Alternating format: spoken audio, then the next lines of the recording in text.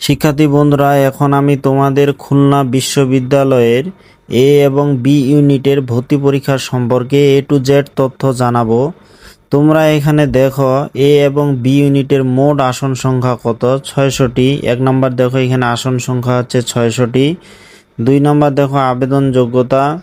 এখানে এসএসসি ও এইচএসসি মিলে ন্যূনতম জিপিএ তোমাদের 8 পেতে হবে। দুইটা মিলে জিপিএ 10-এর মধ্যে তোমাদের 8 থাকতে হবে, কিন্তু এসএসসি বা এইচএসসিতে আলাদাভাবে কত সেটা কোনো উল্লেখ নাই। তার মানে তোমাদের এসএসসি ও এইচএসসি মিলে সর্বমোট ন্যূনতম জিপিএ 8 থাকলেই হয়ে যাবে, আবেদন করা যাবে। 3 নম্বর দেখো পরীক্ষার ধরন। এইখানে 100 নম্বরের উপর তোমাদের একটা পরীক্ষা হবে, যার মধ্যে এমসিকিউ থাকবে 60 নম্বর এবং রিটেন থাকবে 40 নম্বর।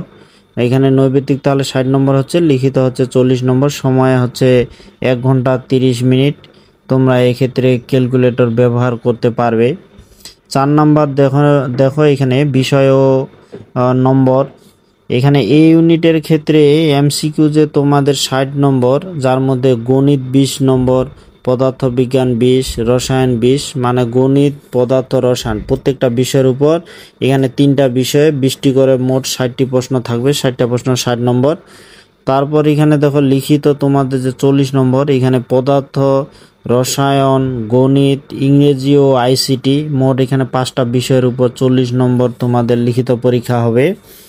বি ইউনিটের ক্ষেত্রে দেখো এমসিকিউ এখানে জীববিজ্ঞান তোমাদের রয়েছে 15 নম্বর, রসায়ন 12টি প্রশ্ন 12 নম্বর, গণিত রয়েছে 12টি প্রশ্ন 12 নম্বর, পদার্থবিজ্ঞান আবার তোমাদের 12 নম্বর, আবার ইংরেজি হচ্ছে 9 নম্বর, মোট হচ্ছে 60 নম্বর।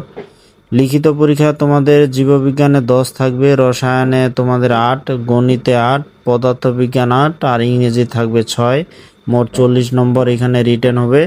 তো 5 নম্বর দেখো ফলাফল নির্ণয় পদ্ধতি। তোমাদের শুধু ভর্তি পরীক্ষা প্রাপ্ত নম্বরের উপর মেধা তালিকা প্রকাশ করা হবে। এখানে তোমাদের এসএসসি বা এইচএসসি রেজাল্টের উপর কোনো নম্বর বন্টন নেই, শুধু এখানে 100 নম্বরের যে পরীক্ষা হবে সেই নম্বরের উপর তোমাদের একটি মেধা তালিকা প্রকাশ করা হবে।